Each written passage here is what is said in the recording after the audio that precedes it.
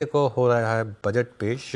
तो टेक्निकली 1.5 दिन अब इस बजट में क्या बड़े ऐलान हो सकते हैं और बजट की बिग पिक्चर क्या होने वाली है। हमारे साथ जुड़े हैं लक्ष्मण जी और साथ ही बाजार की नज़र किन बड़े नंबर्स पर होगी ये समझेंगे हम यतिन से। तो पहले लक्ष्मण जी के पास चलते हैं और लक्ष्मण जी ऑलरेडी तैयारी कर चुके हैं एकदम फाइनेंस मिनिस्ट्री की तरफ लग रहा है आज ही प्रस्थान होने का इरादा है। लक्ष्मण जी का अटायर वही बता रहा है। लक्ष्मण जी बताइए क्या एक्सपेक्ट करें बजट से।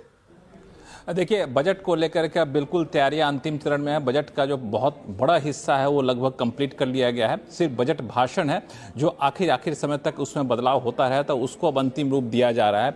और जो मुझे सूत्रों से जानकारी मिली है उसके मुताबिक इस बजट में सबसे बड़ा फोकस जिस चीज़ पर रह सकता है वो है आपको ग्रोथ को कैसे बढ़ावा दिया जाए। इसके लिए आप कई सारे ठोस कदम, दीर्घकालिक लॉन्ग टर्म कदम वित्त मंत्री की तरफ से आप सुन सकते हैं। और उसमें भी सरकार की तरफ से कैपिटल एक्सपेंडिचर बढ़ाया जा सकता है, खास तौर से रेलवे, पोर्ट और एयरपोर्ट, ये 3 सेगमेंट पर विशेष जोर रहेगा जहां पे सरकार कैपेक्स अपना बढ़ाती हुई आपको दिखेगी।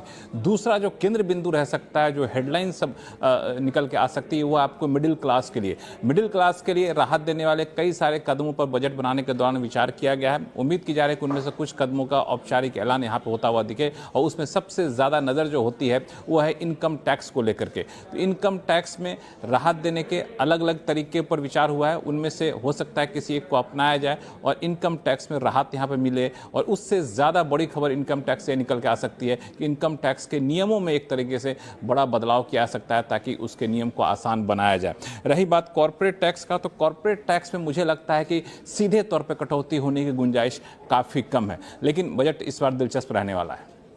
बिल्कुल, बजट में क्या कुछ बड़े ऐलान होते हैं वो देखने वाली बात होगी, लेकिन सबकी नज़र मिडिल क्लास को लेकर क्या अनाउंसमेंट्स होते हैं उस पर ही रहती है। वो 1 फरवरी को भी पता चलेगा। शुक्रिया।